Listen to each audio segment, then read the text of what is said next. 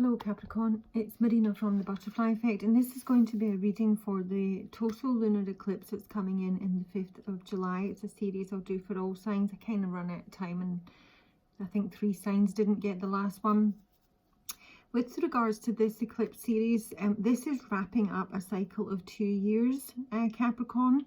Obviously you need to look at where Capricorn is in your chart, but this is going to be an eclipse that would affect in the main, not just, but certainly the cardinal signs. That will be the Capricorn Cancer eclipse that will be working through Libra and Aries. Now this series started on the 13th of July 2018. So if you can hark back to that period in your life and the sort of whatever was playing out, this is probably going to bring that to a culmination. There might be, various areas of your life that, have been affected in the last 2 years, but it would have been round about the middle of 2018 that you would start to see these effects. So lunar eclipses in the main is about letting go, is about moving on. Depending again on, what that means for you, it can be pretty emotional. This is... got specific specific questions on this type of layout, but it does sort of bring it all together into, one main story. There is a slight anomaly up here, I have to say, but yeah, and here, but let's just start. Okay, so this is what you can enjoy, and this is fantastic, and it is pretty much, I have to say, a little bit at odds with the rest of your reading, Capricorn. But you are being told that what you will enjoy during this eclipse is cornucopia. Now, bear in mind that the eclipses will run out to 6 months, so it's not like just happening on that day. But cornucopia is having your wishes fulfilled in some area. It can be, gifts from the universe. It can be in the form of financial riches, job fulfillment, romantic love, or even, a mixture of all of them. It's a big deal. This card very rarely comes out, but there's a real feeling of abundance that's coming in for you. Now, it could be the Knight of Swords, so it could represent a Gemini that you're dealing with, or this is saying that this will enable you to take some action on areas in your life. The Knight of Swords in this deck, I actually really like him in this deck. He is about having no fear in a situation, and in actual fact, Capricorn, in terms of the message that's coming through from the universe, it's actually suggesting you have got a blocked solar plexus down here, maybe even a bit on the heart chakra as well. This would suggest that there might be some improvement in that area. It is about taking action. It can be swift change. It's having getting back some sort of excitement. So there might be something comes in that gives you that wee bit of a lift. Or this indeed could be someone coming into your life who's a bit of an adventurer. It's about someone who's very brave, who's very clever, who's very capable. And they might be the ones bringing the cornucopia or just giving you some really good advice and direction. But in terms of what you can achieve, it is literally right there. But there are definitely other areas that need to be looked at here, Capricorn. I think your last reading, well, maybe not the last, but the one I remember was attending to the small stuff and avoiding the elephant in the room, and I do sort of see that that's coming through here again. So I have got Please Don't Lose Hope, and Autumn is my last chance with I've got a name, this one, Autumn. Oh yeah, just Autumn. So it could be a timeline indicator that autumn could be important for you. So this message is, it's a time to stop relying on others for that comfort, warmth and sustenance that only true self-love can bring. Waiting for others to give you what you need will be a long and lonely, bone-chilling wait at this time. So look at what you already have, turn to it and feast on it. Learn to love and appreciate the apple in your hands and save the seeds of self-love and plant them. From this remaining magical apple comes a gift of wisdom, comes self-love, comes abundance, and comes the knowledge that you are a person who deserves to care for and love your own self. Once you take just one bite of the juicy apple, you will be committing to helping others, and then you will be free of the need for approval, shelter, and rescue. There is only one true rescue, and it comes with the miracle of self-life. So go ahead and eat the apple.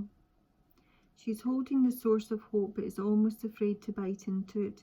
It seems she is saving it for a rainy day or for when she has no other choice. Soon she will realize what she has herself and turn to it for sustenance and comfort, and winter will then be through. It cannot end till she takes a bite from the apple she holds. A sort of feeling of like self-denial here. I do have Garden at the Gate in reverse. Now that in reverse is actually a really positive sign, because when she's in her upright position, she's almost too afraid to leave her garden. I do love this card. This is someone who's built a small but perfect life and doesn't really want to leave it. Certainly doesn't want to venture out. She thinks it might be a bit risky. There's harm and there's danger out there. But in her reverse position, this is someone who is using the key around their own neck to open the gate and leave the garden. And I do honestly think this all comes down to your solar plexus. So if this reading is for you, I've actually pulled out one of my a really old book, and it's got a story of a man, an actual story that I think might resonate with you and you might find helpful. So that is the success you will enjoy. What you need to set your intention towards is hostilities in reverse and the Six of Wands in reverse. So there's I think possible unrepressed anger here, or indeed what you need to certainly avoid is creating any drama, getting into any verbal or physical fights with anyone, and trying to bring more peace into your life. And maybe even having to accept a defeat in a situation. Capricorn with the Six of Wands upright is about success and adulation and praise. You may feel you're not being recognised by someone or in an area of your life. And it almost feels like this fight that you might have been involved in, you've been told to drop it, that it's probably unwinnable, or it's not even meant for you. Because I think with these hostilities here, they're bringing up anxiety. I've got issues with envy, and we have got confusion and almost too many options. But this seems to be the crux of the matter. This fighting, this anger, this is rage. It's usually with someone that you actually know. It's always sort of being ready to do battle. The Knight of Swords is a bit like that. It may well be that you are fighting over something that you are entirely entitled to. But what you should set your intentions for is this. Is no more fighting. And something that you should avoid, crikey, envy, with the Hangman in reverse. Now envy is looking right over at Cornucopia here. So it would suggest that you do have enough. Maybe you just don't feel that you have enough. And the problem with this envy card is this person in this card never feels they have enough. This can be a card of greed as well. So you may be looking out at others in your life and feelings of lack. Most certainly that's also come through as your message from the universe. It's a feeling of lack. It's a feeling of dissatisfaction with your life or in certain areas of it. There, but she does have enough usually. She's rich, but she stays in the dark, and she doesn't eat her apple, and she just looks at everyone else. This card is telling you need to let go of any jealousy that you're harboring, because it will affect your physical health. And you have to look and to acknowledge the blessings that you already have in your life, which is what this card has already told you. When you envy others, it only attracts more to them and not you, something that people never seem to realise. And you're looking right out on Cornucopia here. And that is that you will have a success, but I just feel for you, Capricorn, it doesn't feel quite enough. And you know, that might be true. But you know, you've got to have a line in the sand with, you know, these big issues that are playing out. And this could be going on for the whole 2 years here, and this is what is actually being letting go of. And you do have the Hangman in reverse as well, with the Envy card. This has been stuck. This has just not been able to let something go, not being able to move forward, holding and harbouring old resentments and pain. It can also be having a very entrenched viewpoint, not being prepared to make any sacrifices. So if there's any sort of, I do have a courthouse card come up here at the end randomly. So if there's anything going on with regards to a legal situation, this is saying that you are refusing to compromise. But you do have an option of Cornucopia right here that you still seem to be battling over. So it's not, I almost feel that this is not a case of what you get. You're actually more intent on making sure that the other party doesn't get. And that's bringing up loads of anxiety for you. Dissatisfaction, envy, unhappiness, blockages. So you need to, you know, like focus on, you know, what you have, what you can bring for yourself, and you know, a considerably less attention needs to be given on the other party if it is just one party here. And a challenge that you'll soon face is adjacent possibilities. And honestly, this is really positive. So you've got a lot of options opening up to you, a lot of doors that you can choose. But it does come with Temperance card in reverse and the Courthouse. And this is basically, this could even be that you have some addictions. It may just be to lack mentality. It may be that you're addicted to this court case or this battle that you've been playing out with someone. It is like an entrenched part of your life. You almost don't know what you would do without it, sort of thing. But this is also someone who is not acting moderately. This is someone who lacks tact in the situation with Temperance in reverse. It can be sort of impatience as well, because my issues, you know, your Divine Timing card. I feel a lot of mental confusion over that this challenge, where to go next.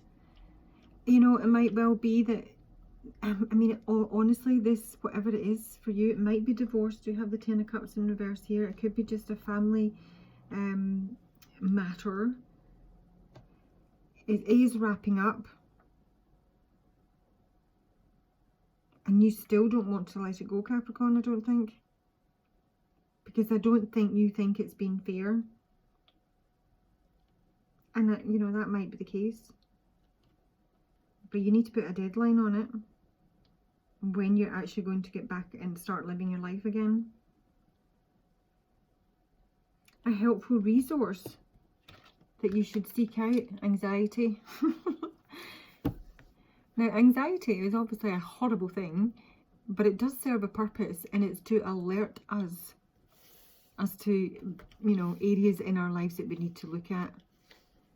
You know, if someone has got depression, often what can be under depression is not sadness. Yeah, it can be anger, it can be envy, it can be confusion. It's telling you that this is actually helpful for you to look at what creates anxiety in your life. So when you feel that, you know, anxiety lifting up, or you have a full-blown panic attack, you need to know where it's coming from and then work to ways to remove that from your life. This is actually the universe's sort of nod to you. It is in relation to the Ten of Cups being in reverse here.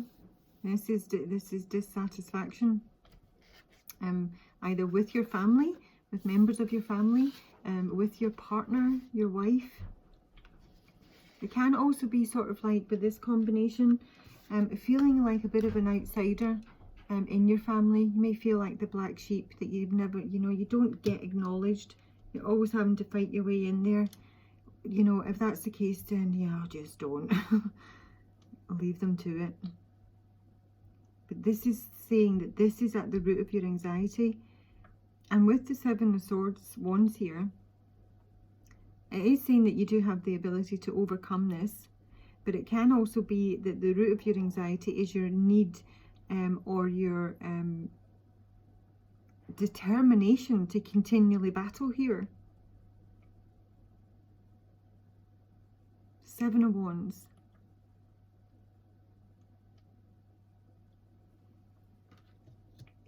This can be your boundaries, it can be someone else's boundaries, but it's almost like you're fighting a lost battle. This is failure. There's no point in fighting it anymore.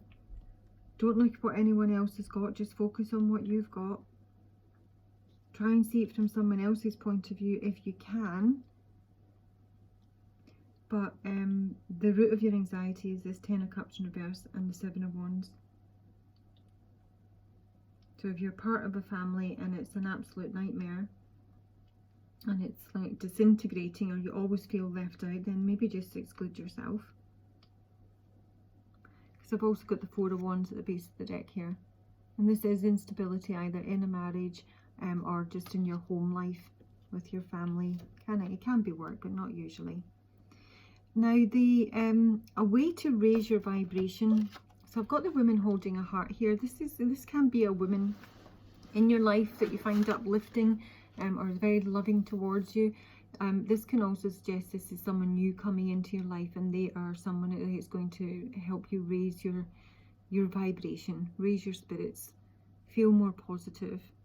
Or it can just be telling you that these are, you know, you need to get back into your heart space. You need to start feeling out for the nice soft thoughts within you.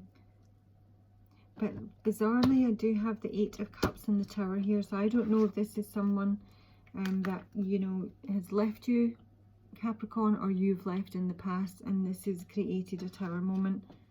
This has brought some destruction to your life here. And yet they are the one to raise your vibration. Not sure about that. Okay, the message from the universe. I actually think this is the most important part. So we've got Archangel Samuel, who is your solar plexus, and it's telling me that your solar plexus is blocked, possibly even your heart chakra, that you're blocking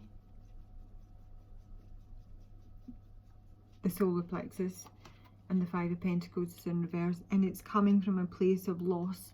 This is lack mentality, or you could have actually had an actual loss. There's sadness here, there's regret, and there is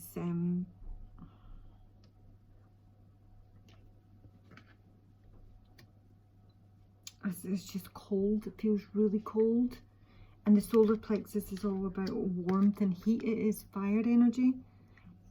Solar plexus is about your confidence. It's about your determination.